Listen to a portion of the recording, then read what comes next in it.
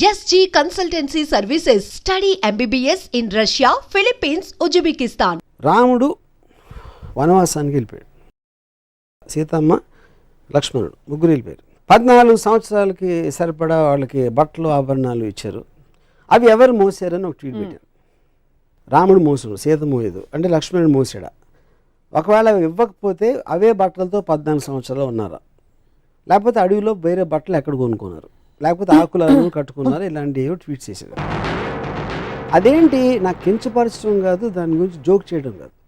ఇలాంటి fundamental elements గురించి నేను సినిమా తీస్తే 1,00,000 రకాల రివ్యూలు రాస్తారు. రామాయణ మహాభారతంలో నేను తీసే అతి చెత్త సినిమాలు కానీ ఎక్కువ లొసుగులు ఉన్నాయని నా ఫీలింగ్. వాటికి ఎవరు ఇంత పూజిస్తారు కానీ రివ్యూస్ రాయరు. నా సినిమాలు ఏమో చూడరు, ఫ్లాప్ చేయిస్తారు. ఆ జలసీ తోటి నా మనసులోంచి వచ్చిన ఒక ఆక్రోషం నుంచి ఆ ట్వీట్స్ వచ్చాయి. ఇక్కడ కార్ ఆన్ చేస్తే అక్కడ డోర్ తీస్తారు, మధ్యలో కార్ ఆగిపోయిందా, పెట్రోల్ పోయించాడా, ఈ డీటెయిల్స్ అన్ని మీరు చూపించారు కదా మీ సినిమాలో. అంటే నా పాయింట్, ఒక ఫాదర్ కొడుకు తల నరికేయటానికి కారు ఆపేశాడు, పెట్రోల్, ఎంత చిన్న ఎగ్జాంపుల్, అది సరిపోతుందా? అంటే దానికి దీనికి పోలిస్తే మీ గురించి నాకు అర్థమవుతుంది. ఈ పోలిక కరెక్ట్ అని అనుకుంటే సివియారిటీ ఆఫ్ ద థింగ్ అది కాదు. ఇక్కడ లాజికల్ కార్లు పెట్రోల్ ఉందా లేకుండా వెళ్ళిందా అనేది దాని వలన ఏమి మీకు మారల్ ఆస్పెక్ట్ అనేది ఏమి రాదు. మీకు ఒక స్టోరీలో ఒక లాజిక్ అది. ఇక్కడ it is destroying the fundamentals of God. That is okay. I'm talking about రాముడు బట్టలు మోసాడా, వాళ్ళు ఇస్త్రీ చేసుకున్నారా, గంజి పెట్టి ఇస్త్రీ చేస్తారా, లేకపోతే వాటి ఆ క్వశ్చన్స్ కి ఆన్సర్ గా ఇది కథలో ఓకే. అప్పుడు okay, so okay, I agree, you're right, I'm wrong. So ఇంకో ఎగ్జాంపుల్ ఇస్తాను. కైకేయి పాతకి రాముడిని అడిగి పంపించేస్తుంది. రాముడిని అడిగి భరతుడికి పట్టాభిషేకం. కైకేయి ఎందుకు చేసింది? రాముడు కన్నా తన కొడుకు అంటే ఎక్కువ ఇష్టం భరతుడు, తన భరతుడికే రావాలని ప్రతి తల్లికి ఉంటుంది. మాట ఇచ్చింది ఎవరు? దశరథుడు. నువ్వు ఏం చేస్తే చేస్తాను. ఎందుకు? ఆ పర్టిక్యులర్ టైంలో ఎమోషన్లో ఏదో ఒక టైంలో తను ఇచ్చాడు మాట. ఆ మాట ఇప్పుడు నాకు చేయాలని, రాముడే కావాలి. రాముడే ఎందుకు కావాలని నాకు బ్రాహ్మణంలో ఎక్కడా లేదు. ప్రజలకి ఏం చేస్తే రాముడే కావాలన్నాడు నాకు ఇంతవరకు అర్థం కాలేదు. ఓకే, రాముడు మంచోడు, take it for granted. Author Valmiki చెప్పాడు కాబట్టి నేను తీసుకుంటున్నాను. నెక్స్ట్ కట్ ఏంటి? ఒక రాజు, ఒక దశరథుడికి అయోధ్య రాజుగా ప్రజల పట్ల ఎక్కువ రెస్పాన్సిబిలిటీ ఉందా, పాతకైన కైకేయికి ఇచ్చిన మాట ఎక్కువ రెస్పాన్సిబిలిటీ ఉందా? అప్పుడు నాకు రంగనాయకం విశ్వరోక్షణలో ఒక ఎక్స్ట్రాడినరీ పాయింట్ ఏమనిపించిందంటే, కైకే నాకు ఇచ్చిన మాట మీరు నిలబెట్టుకోరు, మాట తప్పితే మోక్షం రాదు అనే భయంతో నా మాటకి విలువిస్తున్నారు. మోక్షం రాకపోతే స్వర్గప్రాప్తి రాదు, స్వర్గప్రాప్తి రాకపోతే రంభ ఉరుసులు దొరకరు. అది మెయిన్ పాయింట్ అక్కడ. ఒకవేళ తన పర్సనల్ హ్యాపీనెస్, మోక్షం రావాలి, స్వర్గం అలా నాది వచ్చేస్తే అయోధ్య ఏమైపోయినా నాకు పర్లేదంటే, అప్పుడు మనకు ఉన్న పొలిటికల్ లీడర్స్ స్విస్ బ్యాంక్లో నా డబ్బు ఉంటే చాలు, దేశం ఏమైపోయినా పర్లేదంటే దానికి దీనికి ఏంటి అసలు difference? Absolute no difference. So ఇది మోర్ రిలవెంట్ పాయింట్. ఇందాక ఇచ్చిన బట్టల పాయింట్ పక్కన పెట్టి ఈ పాయింట్ పెడుతున్నాయి ఇప్పుడు. ఇవన్నీ సింబాలిక్గా ఎందుకు చూడరు మీరు? ఏంటి సింబాలిక్? ఫేస్ వాల్యూ తీసుకోకుండా. ఫేస్ వాల్యూ ఎట్లా తీసుకుంటాం? దేవుడిని కూడా ఫేస్ వాల్యూ తీసుకుంటే ఇప్పుడు సినిమాలని ఒక కేవలం వినోదం కోసం ఒక వారం వచ్చి 2వ వారం వెళ్ళిపోయి సినిమాకి మీరు అంత సీరియస్గా తీసుకుని దాన్ని విశ్లేషిస్తూ ఉంటే, మొత్తం మారల్ వాల్యూస్ నిలబెట్టే పురాణాలని ఇష్యూలు సీరియస్గా తీసుకుంటే ఎట్లా ఉంటుంది? సో తత్ఫలితంగా పురాణాలు కేవలం తలాతోకలేని ఇంట్రెస్టింగ్ కథలు ఆప్షనే అదా, లేకపోతే పురాణాలు సమాజ విరుద్ధంగా జరిగే అనేక అంశాలని మనం జస్టిఫై చేస్తున్నాం కాబట్టి పురాణాల్లోనే ఎక్కువ క్రైమ్స్ జరుగుతాయి. మన మామూలు మీరు రేపు పొద్దున ఈనాడు లేకపోతే టీవీ ఇలాంటి టీవీల్లో చూసే కన్నా ఎక్కువ క్రైమ్స్ నాకు తెలిసి పురాణాలు జరుగుతాయి. అబ్సల్యూట్లీ లేనిది. అది ఉండాలా ఉండకూడదా క్వశ్చన్ కాదు, పాయింట్ అది కాదు. మన అంత పూజ నుంచి అంటే అది మన మెంటల్ స్టేట్ని రిఫ్లెక్ట్ చేస్తుంది. పురాణాన్ని సీరియస్గా తీసుకునేవాళ్ళు అది యాక్చువల్లీ అతని మెంటల్ స్టేట్ రిఫ్లెక్షన్ అది. సో దాని మీద నేను అబ్జర్వేషన్ చెప్తున్నాను అంతే. రంగనాయకమ్మ గారి విశ్లేషణల ప్రభావం ఇది మీరు నేరుగా చదివి. రంగనాయకమ్మ విశ్లేషణ క్వశ్చన్, రంగనాయకమ్మ ఒక థాట్, ఐన్ ర్యాండ్ అనేది ఒక థాట్. వాళ్ళు ఇచ్చినట్టు తీసుకోకుండా దాన్ని ప్రశ్నించి దాని గురించి ఆలోచించి చేసిన ఒక విశ్లేషణ, ఒక ఆబ్జెక్టివిస్టిక్ అండర్స్టాండింగ్. మొత్తం ప్రపంచంలో ఎవరిదైనా వెళ్ళేది మీరు ఇచ్చింది తీసుకోకుండా దాని వెనకాల ఉంది, ముందే ఉంది, దాని రీజన్స్ ఏంటి అనేది తెలుసుకుని చేయటం అనేది ప్రోగ్రెస్కి అవసరం. సో ఓవరాల్గా ఈ క్యారెక్టర్స్, ఈ ఎపిసోడ్స్ ఏవైతే మనం ప్రస్తుత సమాజంలో అర్థం చేసుకోలేనివి, ఫర్ ఎగ్జాంపుల్ బిగమి, ఇద్దరు భార్యలు ఉండే దేవుళ్ళు కావచ్చు. వీటన్నిటి వల్ల ఈ పురాణాలు చదవకూడదు అంటారా మీరు, లేకపోతే చదివినా ప్రశ్నించండి అని అడుగుతున్నారు కదా. ఇప్పుడు దానికి ఒక గాడ్లీనెస్ ఇవ్వటం కరెక్ట్ కదన్న. లుక్అప్ చేసి ఇలాగా ఒక గౌరవంతో చూడటం. మీరు ఏదో ఒక ఫోక్లోర్ కథలాగా విన్నారా, లేకపోతే చందమామలో కథ వచ్చిందా అనేది వేరు. మీకు మారల్ సింబల్స్ కింద ఉన్న పురాణ పురుషులు వెనకాల కథలు ఇవా అన్నప్పుడు ఏ మారల్ దాంట్లోంచి తీసుకుంటారు. ఉదాహరణకి అది రాముడు మంచివాడు, ఎక్కువ ఎందుకు మంచివాడు ఎంతవరకు అర్థం కాదు. రాముడు ఇప్పుడు శూర్పణఖ అని ఒక స్త్రీ తను కోరి వచ్చింది, ముక్కు కోసేది. అది అంటే అందవికారం అందవికారం అంటే అంతకుముందు అందంగా ఉండాలి కదా, ముక్కు కోస్తే ఏమవుతుంది? లేకపోతే అంతకుముందే అందవికారంగా ఉంటే ముక్కు కోసిన మాత్రం మళ్ళీ ఇంకా పెరగదు వికారం. సో మనం ఈవ్టీజ్ చేస్తున్నాం, ఒక అమ్మాయిని ఇలా అంటున్నాం అంటే మన సమాజంలో ఇప్పుడు ప్రాస్టిట్యూట్స్ని కూడా లా ప్రకారం గౌరవంగా చూడాలి, మనం కించపరిచి చూడకూడదు. ఎందుకంటే వాళ్ళు ఎందుకు అయ్యారో ఆ కారణాలు ఏదో రకరకాలు ఉంటాయి. సో ఒక స్త్రీని తన కంటి ముందు ముక్కు కోస్తా ఉంటే చూస్తే అది మంచి బలుడింటి. దాంట్లో ముందు రాగానే కోసేలేదు, ఫస్ట్ ఏం చేసింది చెప్పండి. ఫస్ట్ వెళ్ళమన్నాడు. ఇప్పుడు ఒక అమ్మాయి వచ్చిందండి నా దగ్గరికి, నేను కలవనన్నాను, మళ్ళీ వచ్చింది కలనంటే ముక్కు కోసేస్తే ఊరుకుంటారా? ఇప్పుడు మీకు చట్టపరంగా అది కాదు, ఎథికల్ అంటున్నా. మీ చట్టం పక్కన పెట్టండి, ఎథికల్గా కేవలం ఒక హ్యూమన్ యాంగిల్లో ఒక అమ్మాయిలో వస్తే ముక్కు కోసేస్తారా అంటున్నా. మీరు చెప్పండి. నేను కోయను ఎవ్వరూ కోయరు. మీరు రాముడు తప్ప నాకు తెలిసి రాముడు ఆర్డర్ మీద లక్ష్మణుడు తప్పితే ఎవ్వరూ కోయరు. తాలిబాన్కి వస్తారు కాబట్టి రాముడు మరి తాలిబాన్ లా అది కాదు నేను అడుగుతున్నా, అదే క్వశ్చన్ నేను అడుగుతున్నా. నేను పెట్టిన ట్వీట్స్లో కూడా ఈ రెండిటికి నాకు సిమిలారిటీస్ కనిపిస్తున్నాయి, నాకు అర్థం కావట్లేదని పెట్టినాను. పురాణం గురించి మాట్లాడుతున్నాం కాబట్టి నా మోస్ట్ స్ట్రాంగెస్ట్ అబ్జర్వేషన్ నేను ఒక 5 minutes చెప్తాను. తిరుపతిలో బాలాజీ ఎట్లా వచ్చాడు? అసలు బాలాజీ అనే దేవుడు పూజ చేస్తున్నారు. ఎవరు ఒక ఋషులు 14,000 సంవత్సరాల నుంచి పూజ చేస్తూ ఉంటే బ్రహ్మదేవుడికి పవర్ ఎక్కువైపోతుందని నారద మహర్షిని దాన్ని బ్రేక్ చేయడానికి పంపించాడు. నారద మహర్షి వచ్చి యాగఫలం ఎవరికి ఇస్తారు అంటే వాళ్ళు ఆలోచనలో పడ్డారు. అంటే 14,000 ఏళ్ళ నుంచి తపస్సు చేస్తా యాగఫలం ఎవరికి వాళ్ళు ఆలోచించలేదు. సో అది పక్కన పెడదాం. సరే కనుక్కోవడానికి ఎవరు బ్రహ్మ విష్ణు మహేశ్వర్లో ఎవరు దీనికి అర్హులు అని భృగు మహర్షిని పంపించారు. భృగు మహర్షి ఫస్ట్ బ్రహ్మ దగ్గరికి వెళ్తే బ్రహ్మ సరస్వతి వేణు వాయిస్తున్నారు ఏదో అవుతుంది అక్కడ బిజీ అని పంపించారు. అక్కడి నుంచి కట్ చేస్తే శివుడు వస్తే శివుడు పార్వతి బిజీగా ఉన్నారు, అవి డాన్స్ చేస్తున్నారు ఏదో అని అక్కడి నుంచి పంపించారు. నెక్స్ట్ విష్ణువు దగ్గర అక్కడ అదే పరిస్థితి. అప్పటికి భృగుకి కోపం వచ్చి లోపలికి వెళ్ళి అదే సర్పతల్పం ఏదో ఆ తల్పం మీద తన్ని వెళ్ళిపోతా ఉంటే విష్ణువు వచ్చి కాళ్ళ మీద పడి కాళ్ళు పట్టుకుని ఆ కోపానికి కారణమైన ఒక కన్ను ఏదో ఉంది అరికాళ్ళు ఉంటే దాన్ని నలిపేశాడు. తన్నిలోని వెళ్ళి కాళ్ళు పట్టుకోవడానికి కోపంతో లక్ష్మి వెళ్ళిపోయింది. స్వర్గం బోసిపోయేసరికి వచ్చి విష్ణువుని ప్రాధేయపడ్డాడు. ఏంటి లక్ష్మి లేకపోతే స్వర్గంలో ఇది లేదు అది లేదు అని. అప్పుడు ఈయన ఎతకడానికి వెళ్ళాడు. విష్ణు వెళ్ళి ఎతికి ఎక్కడ దొరకలేదు. అలిసిపోయి ఒక చోట పడుకుంటే పైన ఒక పాముల పొట్ట ఏదో కట్టేసి చేమలు కుట్టేసి. అప్పుడు ఆ టైంలో అక్కడ విదురుడు రాక్షసుడి పేరు మర్చిపోయిన వాడేవారు. ద పాయింట్ ఈజ్ ఒక ఆవులు కాపరి ఒక ఆవు వెళ్ళి ఆ పర్టిక్యులర్ పాముల పొట్టలో పాలేస్తాం. సో సాయంత్రం పూట ఇంటికి వచ్చేసరికి ఒక్క ఆవు పాలు ఇవ్వట్లేదని ఆకాశరాజు భార్య రాణి ఏంటి ఆవు పాలు ఇవ్వట్లేదు అని ఎంక్వైరీ పెట్టి ఆడ పిలిచి అడిగితే నెక్స్ట్ డే ఆడ ఆవు మీద కన్నేసి ఉంచితే ఆవు వెళ్ళి పాలు పెట్టని చూశాడు. ఆవును కొట్టడానికి వస్తే ఆవును రక్షించడానికి విష్ణువు బయటకు వస్తే తన తల మీద తగిలింది దెబ్బ, ఆ కర్ర దెబ్బ. అవును. ఆ రక్తం చూసి పారిపోయి ఆకాశరాజు చెప్పాడు. ఆకాశరాజు వచ్చి ఏంటంటే ఆకాశరాజుని చూడగానే నువ్వు 7 జన్మలు పిశాచం అయిపోతామని శాపం ఇచ్చాడు విష్ణు. అదేంటి నేనేం చేశాను ఇప్పుడు చూడటానికి వచ్చి నాకు శాపం ఏంటి అంటే నువ్వు చెప్పింది కరెక్టే కానీ శాపం వెనక్కి తీసుకోలేను, అందుకని 7 జన్మలు పిశాచుగా మళ్ళీ తర్వాత దేవత పుడతామని ఒక అమెండ్మెంట్ ఇచ్చాడు విష్ణు. అక్కడి నుంచి వెళ్తా ఉంటే ఒక చోట ఒక అమ్మాయి కలిసి అమ్మాయి పద్మావతి తనతో ప్రేమలో పడి ఫాదర్ డబ్బులు అడిగితే డబ్బులు లేవు కనుక కుబేరు నుంచి అప్పు తీసుకుని పెళ్ళి కూర్చుంటే ఇది విషయం నాదురుకు తెలిసి ఎక్కడో తప్పు చేసుకుని లక్ష్మి దగ్గరికి వెళ్ళి మీ ఆయన మళ్ళీ పెళ్లి చేసుకుంటున్నాడని చెప్తే లక్ష్మిని తీసుకొచ్చేసి లక్ష్మిని చూసి గిల్ట్ తోటి విష్ణు రాయిపోయి ఆ దుఃఖంతో పద్మావతి రాయిపోయి తను కూడా ఫీల్ తను రాయిపోయింది. ఇది బాలాజీ స్టోరీ. ఇది నేను చెప్పట్లేదు, బాలాజీ టెంపుల్లో కొని చదువుకున్న పుస్తకంలో ఉన్న స్టోరీ. ఓకే, ఇప్పుడు నా పాయింట్ ఏంటంటే ఒకటి విష్ణువు వెళ్ళి కాలు పట్టుకున్నాడు ఏదో చదపటానికి, అది లక్ష్మికి ఎందుకు చెప్పకూడదు అసలు? అందులో ఏంటి సీక్రెట్గా దాయాల్సిన అవసరం ఉంది. సో వెళ్ళిపోయింది.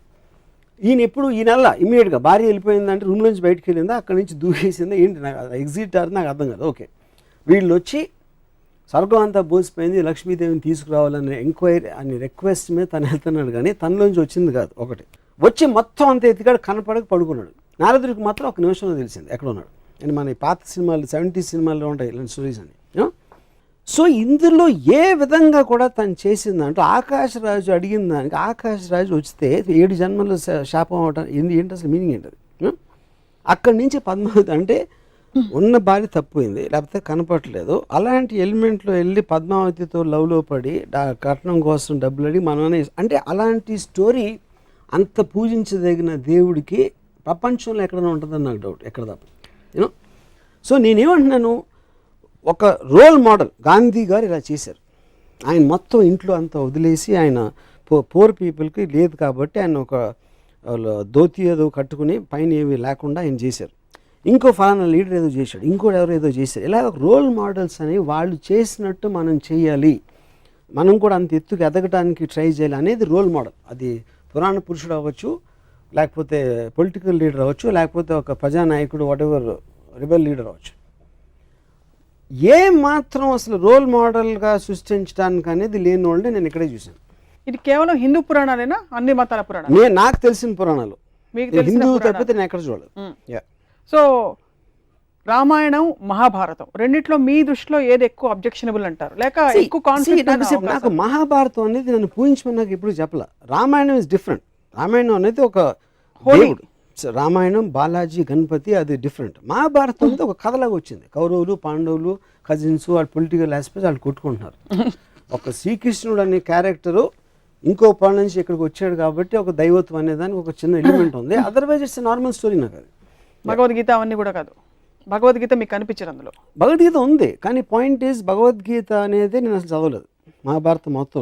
మిగతా అంతటితో చూస్తే అది ఒకటే non interesting part. So me disappointment I know what Bhagavad Gita is about. Me disappointment అంతా ఇంత పెద్ద పెద్ద దేవుళ్ళ పురాణ పురుషులు అనేది రోల్ మోడల్స్, వాళ్ళకి ఆ క్వాలిటీస్ ఉన్నాయా లేదా అని నా క్వశ్చన్. ఎలాంటి క్వాలిటీస్ ఉండాలి? ఇప్పుడు చెప్పాను కదా, అంటే మీరు చెప్పినవి ఇవన్నీ అంటే వాళ్ళకి they should be superior human beings. That is what the whole point. మనిషిలా ప్రవర్తించకూడదు, రివెంజ్ ఉండకూడదు, కోపం అది కదండి. మీరు పూజించి ఫోటో పెట్టుకునేది ఎవరు అంటే ఏపాళ్ళ టైంలో గాంధీ గారు చెప్తున్నాను. గాంధీ గారు నేను 100 చెప్తాను ఇప్పుడే కూర్చుని. ఆయన ఏమేమి చేశారు, ఎంత మహానుభావుడు అని.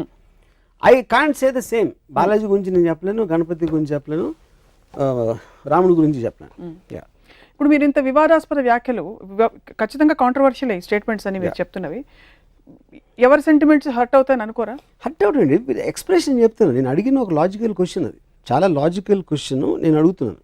దానికి answer I also want to hear. I'm very curious to hear. నమ్మే భక్తులకి డీటెయిల్స్ అనే అవసరం లేదు, వాళ్ళకి అవసరం లేదు, వాళ్ళు చేయకూడదు నేను చెప్పట్లా. నేను ఒక స్వతంత్ర పౌరుడుగా నాలోంచి వచ్చిన ఒక డౌట్ని ఎక్స్ప్రెస్ చేస్తున్నాను అంతే. ఇప్పుడు ఎలా అయితే మీరు డౌట్లు ఎక్స్ప్రెస్ చేస్తున్నారో స్వతంత్ర పౌరుడిగా, ఆబ్జెక్టివ్ సోషియో సైంటిస్ట్గా, పురాణాల్లో ఉండే మంచి విషయాలు ఏమైనా తెలుసుకున్నారా? అంటే is there anything that inspires you in the Puranas, any character? నేను చదివినంత నాకు ఎక్కడ కనపడలేదు. ఎక్కడ అంటే ఏంటి, బాగుండాలి, అందరినీ బాగా చూసుకోవాలి, భార్యని సతీమణి అని చూసుకోవాలి, భార్య ఏంటి లేకపోతే తమ్ముడు అన్నయ్యను కొలవాలి, అలాంటి ఏమంటుందని ఏబిసిడీలు చిన్నప్పుడు హ్యాండ్ రైటింగ్ బుక్స్లో ఉండే అడ్వైజులు అయ్యే అనుకుంటే ఓకే, అవేవి మిమ్మల్ని కానీ అవి ఉన్నాయి.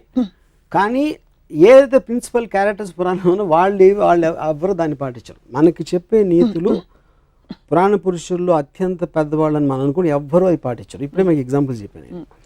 పురాణ పురుషుల్లో ఉదాహరణకి పురాణాల్లో ఇంటెన్షన్, ఒరిజినల్ ఇంటెన్షన్, రాముడు లాంటి ఒక మహోన్నతమైన మానవ రూపంలో ఉండే దేవుడు ఇంకో పరస్త్రీకి వేసి కన్నెత్తి చూడు, అందుకే రాముడు అంతటి నిజాయితీ ఉండే వ్యక్తి, అంటే కమిట్మెంట్ ఉండే వ్యక్తి అని చెప్తారు. అలాగే సీతమ్మ వారు ఆవిడ వెళ్ళి అశోకవనంలో కూర్చున్న సమయంలో రావణాసురుడు అంతటి ఘోరమైన రాక్షసుడు కూడా, 10 తలకాయల రాక్షసుడు కూడా పరస్త్రీ కదా అని అడ్వాంటేజ్ తీసుకోలేదు. ఆవిడ అశోకవనంలో అక్కడ పెట్టాడు కానీ ఆవిడని. So there lot of good things to talk about. ఇప్పుడు చెప్తాను. ఇప్పుడు విష్ణువు అనే ఒక దేవుడు డబల్ రోల్లో రాముడు కృష్ణుడుగా వచ్చాడు. రాముడేమో ఏకపతివ్రతుడు, కృష్ణుడేమో 1000 మంది గోపికలతో ఉంటాడు. సో అప్పుడు ఎవరిని తీసుకోవాలి నేను? ఇదొక అంటే కృష్ణుడు కాదా? ఇదొక యుగం, అదొక కృష్ణుడు యుగం. యుగం కాదు, యుగాలు ఎందుకు? యుగాలు మారినా మీకు నీతులు ఎట్లా మారుతాయి? ఎందుకంటే ఫోకల్ పాయింట్ మారుతుంది, మీరు పర్స్పెక్టివ్ అంటే కెమెరా పెట్టేసే అప్పుడు రాముడు ముందా కృష్ణుడు ముందా? రాముడే ముందు. రాముడు ముందు. అప్పుడు కృష్ణుడికి 1000 వస్తే ఇప్పుడు 1,00,000 అవ్వాలిగా ఒక్కొక్క. ఇంకొక అవతారం వస్తే వస్తుందేమో. అది కాదు, మీ రోల్ మోడల్ అప్పుడు మనం ఫాలో అవ్వాలి. రాముడు రోల్ మోడల్ ఎందుకు ఏకపత్ని వ్రతుడు, మనం కూడా ఒకే అమ్మాయితో ఉండాలి రోల్ మోడల్. అవును, శ్రీకృష్ణుడు దాన్ని బ్రేక్ చేశాడు మీరు చెప్పిన లా ప్రకారం. ఇంకో యుగంలో అది వర్తించదు, అందుకని 1000 మంది గోపికలను తీసుకున్నాడు. అప్పుడు నేను రోల్ మోడల్ నాకు కృష్ణుడాడు. ఇప్పుడు ఇంకా అడ్వాన్స్ అయింది కాబట్టి ఇప్పుడు 1,00,000 గోపికలు అవుతావు, మళ్ళీ వెనక్కి వెళ్తామా? శ్రీకృష్ణుడు మీకు రోల్ మోడల్ అయినప్పటికీ శ్రీకృష్ణుడు నాకు స్వచ్ఛమైన అవ్వలేదు, ప్రేమ, నేను మీ ప్యూర్ లవ్. క్వశ్చన్ గురించి చెప్తున్నాను. Pure love, it is an embodiment of pure love. శ్రీకృష్ణుడి గురించి మనకి తెలిసింది he was an embodiment of pure love. నెమలి పింఛం అనేది ఎందుకు పెట్టుకుంటారంటే it is an embodiment of pure love which is but he can share that love with 1,000 girls. అది point. 1,000 girls which is not sexual in connotation necessarily. అంటే అందరిని పూజిస్తాడా కూర్చుని? అది తెలియదు, but this is what we know. నెమలి పింఛం అన్నది కూడా సంకేతం. నిమిల్ పింఛ్ అని పక్కన పెట్టిన అది డ్రెస్, అది ఇప్పుడు ఎవరు క్యాప్ వేసుకున్నట్టు అప్పుడు నిమిల్ పింఛ్ వేసుకుంటారు, దానికని ఎక్కువ ఇంపార్టెన్స్ ఇవ్వద్దు. తను చేసే పని చెప్పండి నాకు, ఏం డ్రెస్ అనేది మన costume is not the point, సీన్లో కంటెంట్ అనేది పాయింట్. అక్కడ సీన్లో కంటెంట్లో విష్ణు అవతారమే రాముడు, విష్ణు అవతారం. రాముడు ఏకపత్ని భక్తుడు అని చెప్పినప్పుడు తను ఇంకో రోల్ వేసినప్పుడు మొత్తం ఆపోజిట్లో వేస్తే దానికి వ్యాలిడిటీ ఏంటని అడుగుతున్నాను. కాబట్టి రెండింటికి వ్యాలిడిటీ లేదంటారా? ఒకటి తీసుకుంటారు. క్వశ్చన్ అది కాదు, రోల్ అంటే ఇప్పుడు రాముడు అది ఒక్కటి చేసి ఉండొచ్చు, దానికి ఆపోజిట్గా 10 చేశారు దాంట్లోనే, రామాయణంలోనే నాకు చెప్పాను. అన్ని మతాల దేవుళ్ళని లేక పురాణాలని మీరు ఎప్పుడు స్టడీ చేయాలన్న ఉత్సుకత మీకు కలగలేదు? స్టడీ చేయడం మామూలుగా, ఇప్పుడు నేను ఎక్స్పర్ట్ని కాదు పురాణాల్లోని, లేకపోతే బుక్స్ రాసేసి మన కల్పవృక్షం విశ్వనాథ్ సత్యనారాయణ గారు, I'm not an expert on that.